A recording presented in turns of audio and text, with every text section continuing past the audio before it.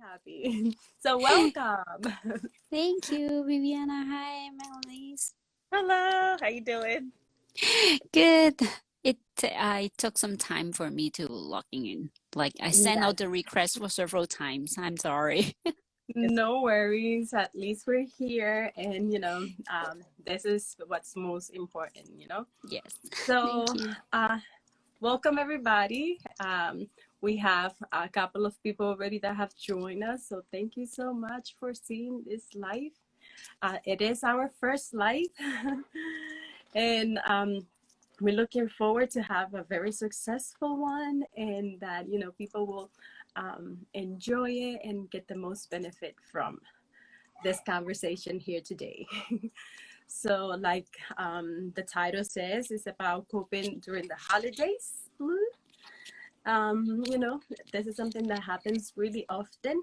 But before we get into details, I would like to say a couple of things about, uh, you know, just a little bit overview of what NAMI does. So, NAMI is the National Alliance on Mental Illness, and it is the nation's largest grassroots mental health organization. We provide advocacy, we provide support, education, and public awareness so that all people that are affected with mental illness can live better life.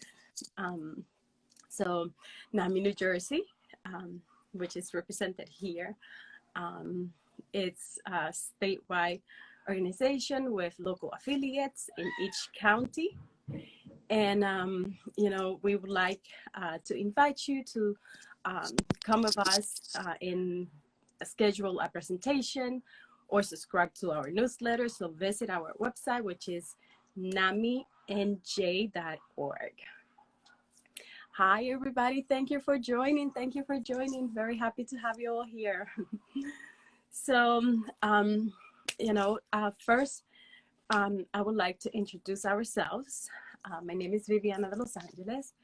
I just been onboarded with NAMI, and I'm super excited to have this opportunity to have joined this amazing organization to work on the mission to raise awareness of mental health. So if you guys would like to introduce yourselves too, and let everybody know the name of your program and what are you guys doing?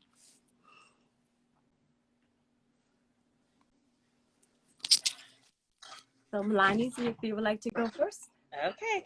Hi, I'm Melanie Walker. I'm from ACT Now, which is an African American community takes um, together now. We've been around for a while. We do support groups.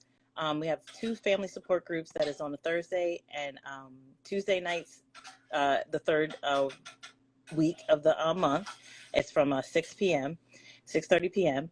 And we just do outreaches. We go out to churches. We go out to schools. We do any other type of presentations that you need.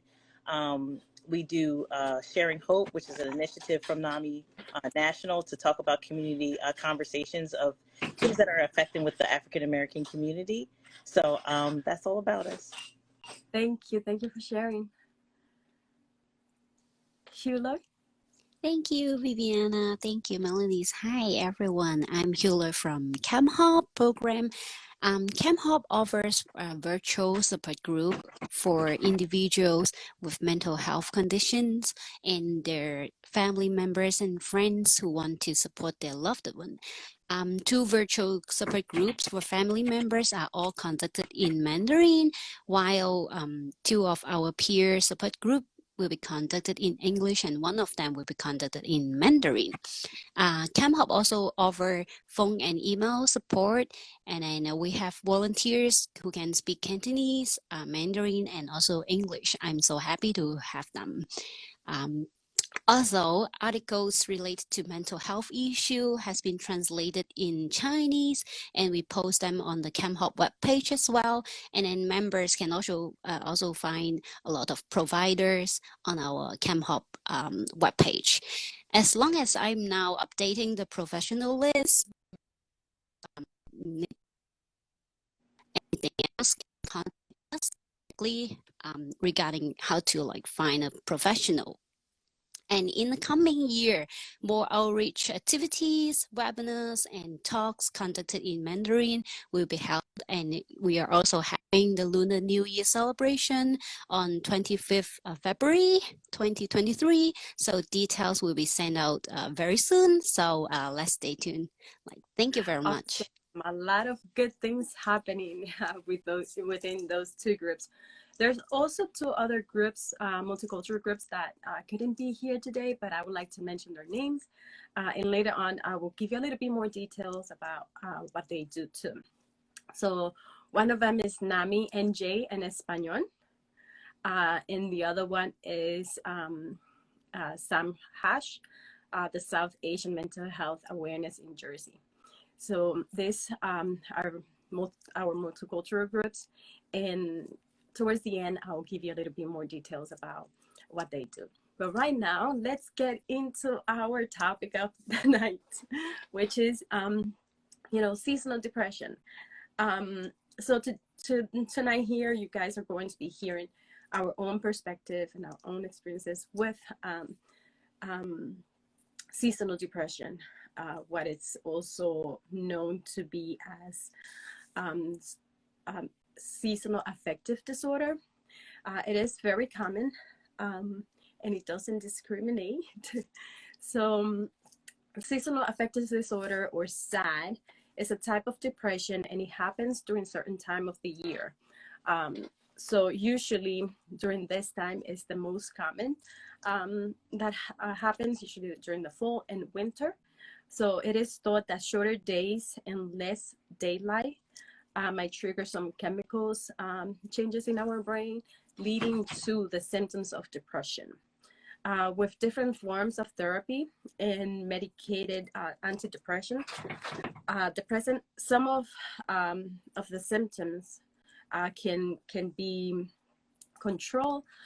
So seasonal depression episodes also alternate when menstruating. So it's more common in women. Usually happens 4 times more often in women than men, but it affects about 10 million people in the United States.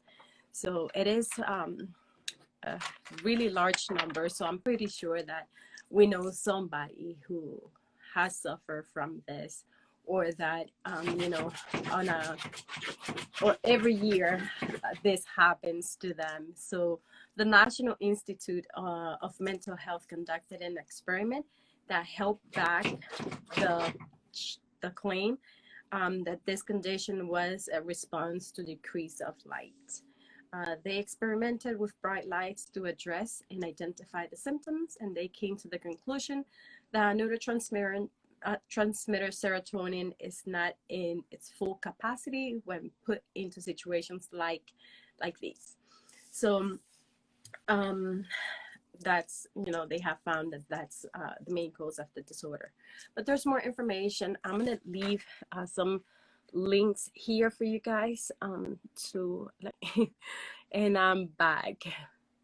It's not copying the links, but we can definitely put them later on the saved recording, the links for those articles, so you guys can have more information. So now I would like to open up the discussion, and I would like to hear from each one of us, to share either, a little bit about our own experience. How do we notice in some of the coping mechanisms that we utilize, and also, how do we plan for future? So, which I think it's something very important. If we notice the pattern, to, identify those and then prepare for them. So, Melanie, if you would like to share first. So I guess around this time, I noticed because when I run the support group, I have people coming in and they talk about, the holidays and everything, mm-hmm. and how their loved one, is starting to feel like, sad and depressed and everything. So what me and my co-facilitator did was we started doing an annual holiday and the blues, how to cope with holiday hope. And so we started that probably in like 2010 or so. And every year we do it in about like November, and we'll just start giving them, different things to cope with. So, with our loved ones, sometimes we have like kind of like that feeling of, okay, we want to make the holidays, a good experience and stuff like that. But it's kind of hard sometimes because, before our relatives might have had like the illness, everything was like, okay, this is like traditions and we're able to go through this. And then now after them having like an illness and stuff, so we have to just rearrange how we think about things for the holidays. So it's like we have to sometimes, like some traditions that we have to not do them anymore, and then adjust, give them a safe space in the house, like a room to say, hey, you know what, if everything gets a little bit too overwhelming, we'll just, let you be able to go in your room, and just let people understand this is what happens sometimes around this time. So, I think us as caregivers and us as people who have mental illness, we just have to understand that it's okay not to have to participate in everything, because it gets very hard, because around September you start seeing all the Christmas stuff, and then the pressure to buy things. So we just have to get back to the basics of just self-care a lot of times, to understand that just because our holiday was big last year, it doesn't have to be big this year, to not make it so overwhelming for people. So I think it's just good to be able to have support systems with your family, your friends. If you have to, go out to see your therapist a little bit extra around this time, that's what we kind of do. And I think a lot of people, you know, though it's cold, just to say, hey, you might have to go for a walk just around the block or something, to get that, energy flowing and stuff, and just having your mind being able to just, get off of the holidays and get off of, our illness at the time. And, sometimes, I went to the store, I found like a little light box. It was at the supermarket. And sometimes the light therapy helps if, the days are getting shorter, the time, and it's like you're waking up and it's dark, and then you're going to bed and it's like been dark for like 5 hours already. So it's just, you have to just sit back a lot of times and just take the time for yourself, be it that if you're a caregiver or someone with lived experience, just to make it okay to say, hey, we're going to sit back a little bit this year. So that's what we do over here. Thank you, Melanis, for sharing. Very, very, thoughtful, and a lot of great ideas in there, even for me to copy. And definitely, put into practice some of those. So thank you so much for sharing. Huloy? Thank you, Melanie, for sharing. Actually, I have a friend, a very close friend. He moved to the Sweden 10 years ago, and then she had experienced this as well. Like during the winter, she was really depressed, and then unfortunately, it turned out become a long-term depression. But hope it's always there. She started going to do some online shopping when she feels depressed. And then eventually it turns to become a very successful business because she started up an online shop because of that. And then she's so happy now. So I encourage everyone to don't give up, and then we can try to do anything we like. Of course, not going to addicted to anything, but we can just lift ourselves up. And then in my culture, we love to have something hot or spicy during the winter to keep warm. And then, for example, having some honey tea or ginger tea or lychee tea, it stay us warm and healthy. And then personally, I love hot drinks as well. I love drinking hot chocolate and have some cupcakes and croissants. Yeah, during the winter, it makes me feel much better. Also, I would register for an online course, especially during the winter, because I can stay connected with different people and then learn something, even though I don't have to step out of my room. And then I try to talk to somebody who have familiar experiences, especially friends in Canada, because Canada is pretty cold during the winter. So we can share like what kind of sports we can do. And then I would try to like join the indoor fitness center and work out. Yeah. So to stay warm. And then, like for example, for tomorrow, I've signed up my 3-year-old daughter for a free trial in the indoor swimming pool. So yeah, I think Awesome. exercise is good. Yeah. Yes, And, yes, mhm. yes. Love it, love it, love it. So I'll share a little bit of my own experience too. You know, this is something that usually happens for me too around my birthday, which is in October, at the end of October. So, and right after, you know, my birthday is the Thanksgiving holidays, then is one of my kids' birthday. So it's a lot of things going on with the time change too. So I noticed that it usually happened, you know, right before my birthday. So one of the things that I try to do is I never liked to celebrate my birthday, and I think that's one of the reasons is because I get depressed towards my birthday. So I've been celebrating my birthday, you know, looking for just, you know, different ways to celebrate it, even, you know, if it is something to do by myself, you know, something that I really want to do, or, you know, like this year I wanted to do something every weekend with friends, so I made sure that every weekend I was busy and that I have friends around, um, and then you know, towards now the holidays. So this year, you know, tradition, like Melani's was talking about, like we love to be around the family, we love to have the traditions, you know, the same way every year. But this year I decided that, you know, for Christmas I'm not going to come to my family's reunion. I'm just gonna stay home with my boys, and you know, we're going to have a very intimate Christmas because I think that's going to be better for the three of us, especially for my own mental health. um, so and then for New Year's, which usually happened in my house, then I'm not hosting this year, and I will get together with whatever decision they did, you know, wherever they decide that they are going to celebrate New Year's.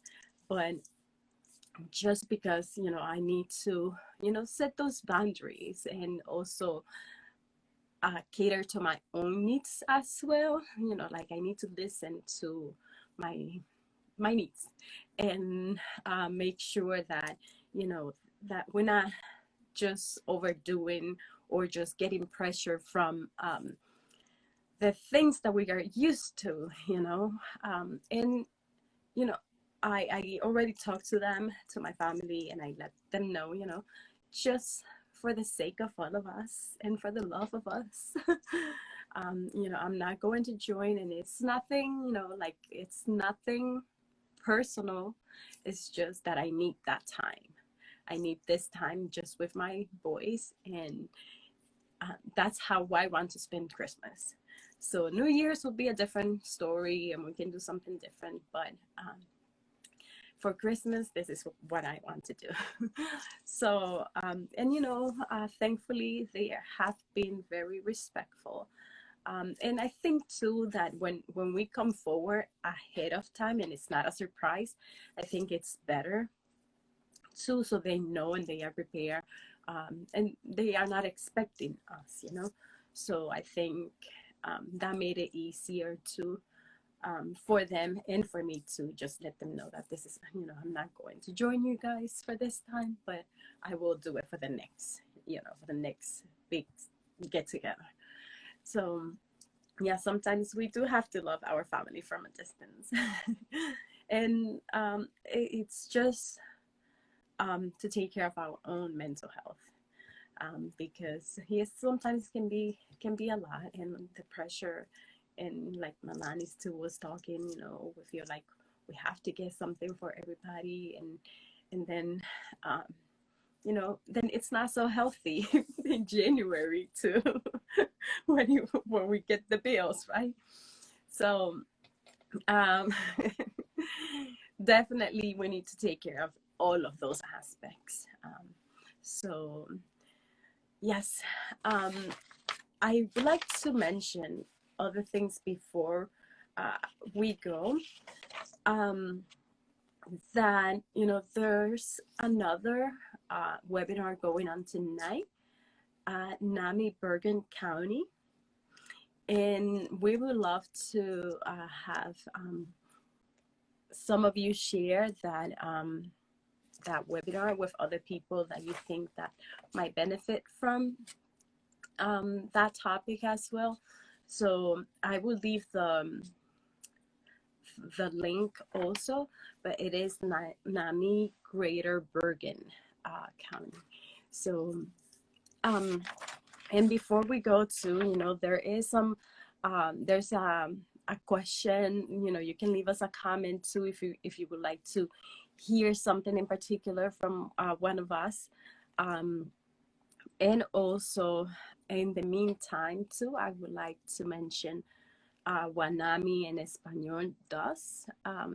NAMI and J en Español is an awareness and education program developed by NAMI and J, serving the Hispanic and Latinx community in New Jersey. It offers local self-help support groups, referral services, NAMI family-to-family education courses in Spanish, community workshops, and other outreach activities. And the SAMHASH, the South Asian Mental Health Awareness in Jersey, is an initiative to help South Asians of Indian, Pakistani, Bangladeshi, Sri Lankan, Nepali, Afghan, and Bhutanese origin in New Jersey understand that mental illness is a biological based and treatable illness. Their free services include support groups, referral services, advocacy, community workshops, and other outreach activity. So this program actually won the NAMI 2002 Multicultural Award. So very, very proud of that, right? So also in the comments, we would like to hear from you guys. What topics do you like to hear next on NAMI and J Live? So if you can leave us in your comments those suggestions, that would be great. So, and if you guys would like to add anything else that your program does, please feel free to share now, Melanis and Hillary.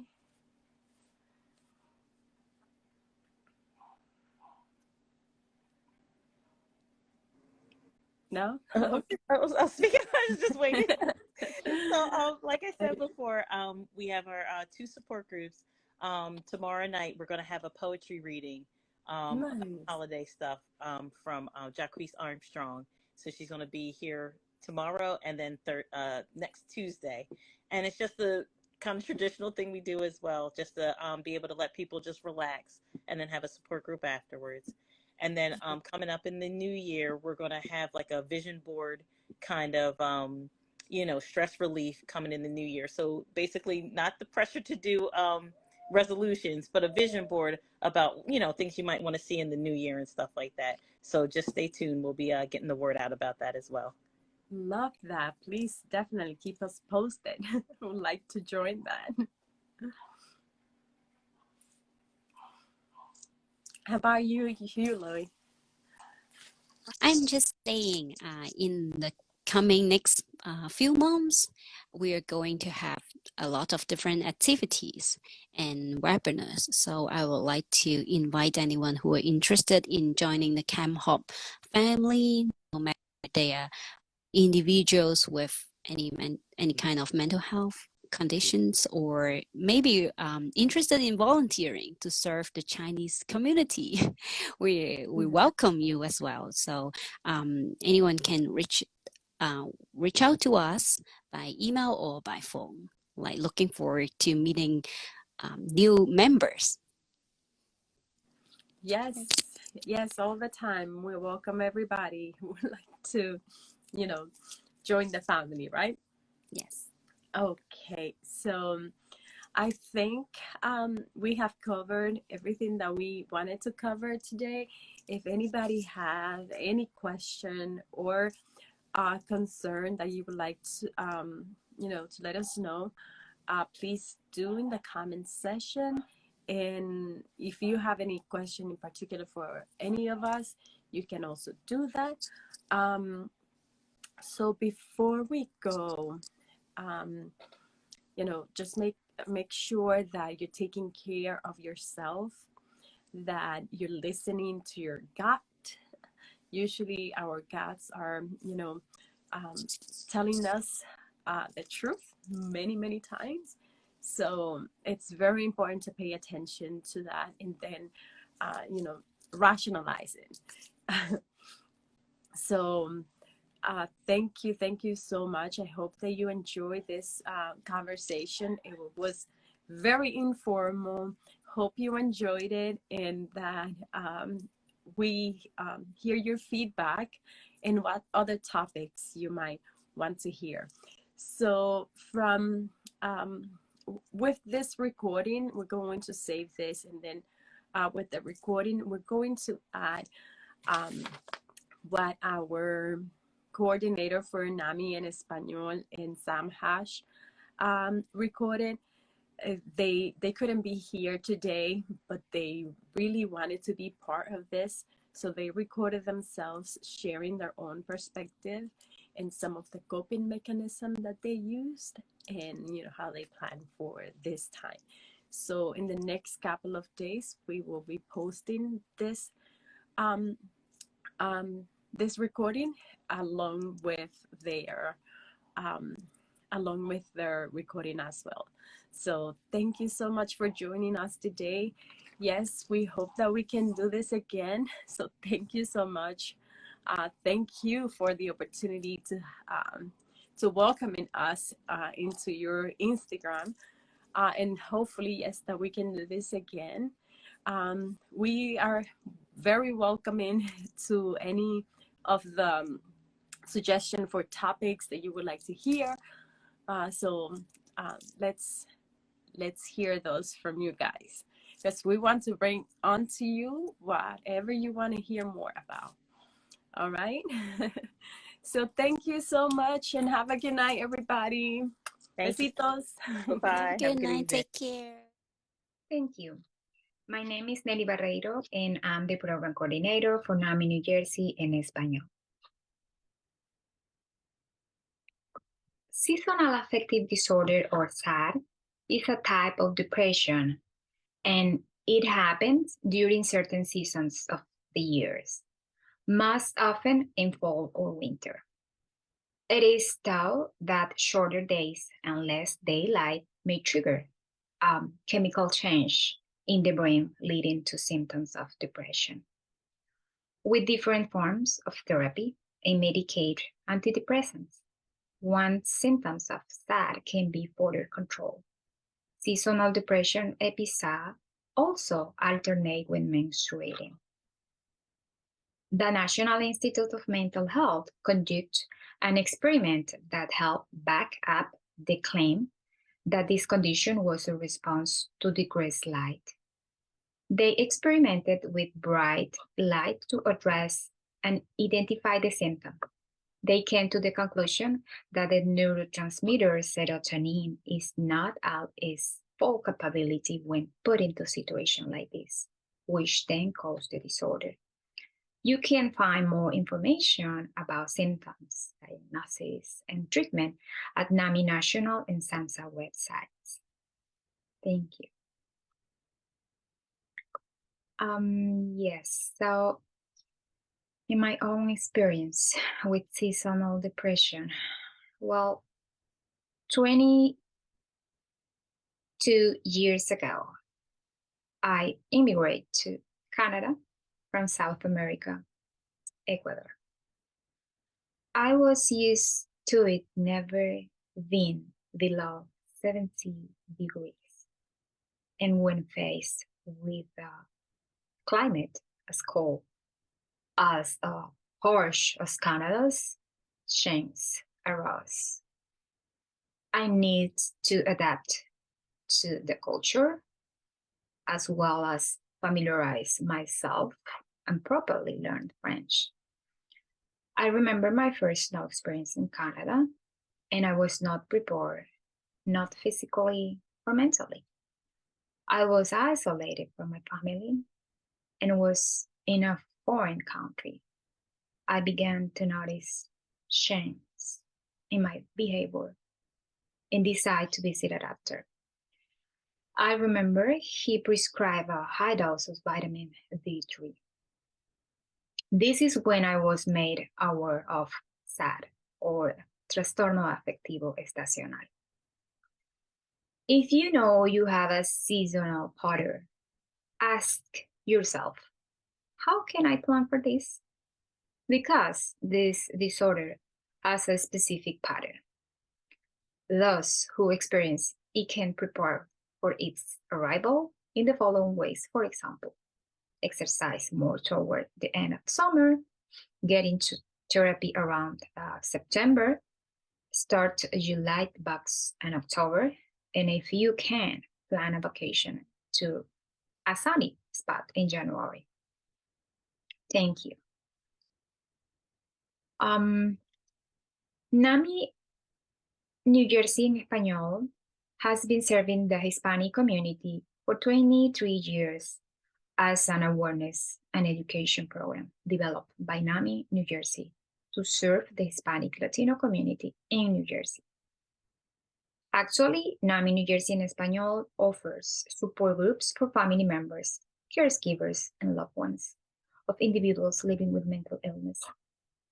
These groups offer help, support, education, and a community of friends who understand. These family support groups are offered monthly in Spanish via Zoom for caring family members with the loved ones with mental illness. On the second Tuesday of every month from 7 p.m. to 8:30 p.m. The family support group is confidential, free of charge, and it is purely led by two trained facilitators who are themselves caregivers. We also provide information and referrals about existing services in the community, and we educate professionals to provide culturally competent services. We increase the awareness of mental illness in the Hispanic population, and we help break the barrier of stigma and shame associated with mental illness that existed within the Latino community.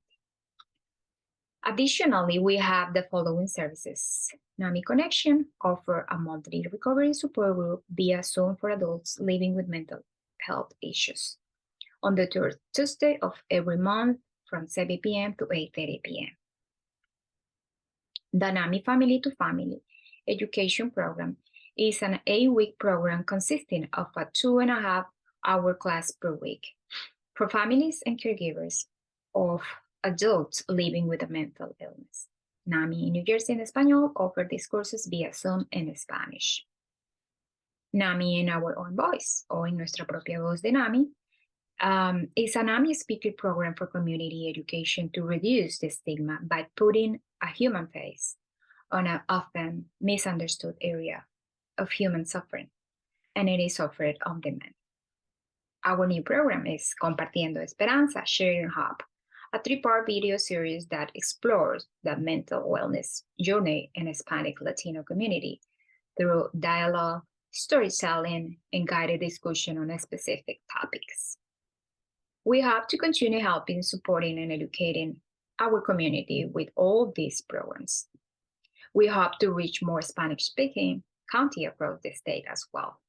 This has been 23 amazing years, and we hope to continue to grow and support our community. Thank you. Namaste. My name is Subha Balisetti. I'm the State Program Coordinator and Family Support Group Facilitator for one of the NAMI New Jersey's multicultural programs called SAMHAJ, South Asian Mental Health Awareness of Jersey. NAMI New Jersey is the only state program of NAMI in the entire nation that started a statewide multicultural program for South Asians affected by mental illness 21 years ago. Our free services include peer-led support groups for families and individuals, referral services, resources, phone support, advocacy, community workshops, and other outreach educational activities. This program won the NAMI 2002 Multicultural Award. The topic we are discussing today is so important and timely. With getting darker soon, holidays approaching fast, visitors coming, travel going on, cold weather, financial stressors, shopping, so many. The days are short and we have deadlines at work and school, responsibilities with family and at work, errands for daily stuff and added gifts, and expectations for ourselves and from others. Oh boy, not enough time, right? In November, we had child and adolescent psychiatrist Dr. Bindu Khanna talked about how to identify and cope with stress during these seasonal changes for everybody. During her talk, she mentioned about 4 A's to help reduce the stress, and it stuck with me. I say it's a mantra for stress relief. The first A is avoid. Don't be obligated to say yes to every gathering, every help request. It's okay to say no and avoid the stress of time crunch. Don't feel that others might think you wrongly or they think of you any less or it's weakness. It takes a lot of strength and courage to say no. We hear some worry about what neighbors and others think instead of thinking about their own health and family's health. There is a saying in Hindi called "Log kya kahenge," what others think. So we need to stop thinking about what others think rather than whether we can do it or not. So just by saying no, we can avoid minor stressors. Second A is alter. Communication is very important. Please let people know your limitations, expectations, and how you are feeling. You can tell a friend you cannot cook for a gathering instead of you'll order or pick up something from a restaurant or a store. Tell a friend you cannot drop them off at the airport. Tell your relative you can only talk for a few minutes. Expect there will be long lines or traffic jams to go to places during the holiday time, and prepare for it ahead of a time. Communicating clearly with others and letting them know your expectations make a world of difference. Number 3 is accept. Talk to someone for ideas if you're not able to avoid a situation. Get help or support from others if you need to alter a situation. Letting go helps to forgive ourselves and others, which helps lessen the weight we are carrying, and it helps to reduce the stress. Accepting that we cannot change everything. Some situations has to be like that. So when we accept, it's going to help to cope with it. It will ease much of the stress. When we cannot avoid a situation, just accepting that this is how it is going to help us ease much of that stress. Number 4 is adapt. Adapting to changes is very important. Let's keep the memories and lessons from the past, but not dwell on them. Making reasonable adjustments rather than working towards perfection. That's another thing. Like For example, instead of making a 7-course meal from scratch and so tired, not able to enjoy it with the family, doesn't make sense, right?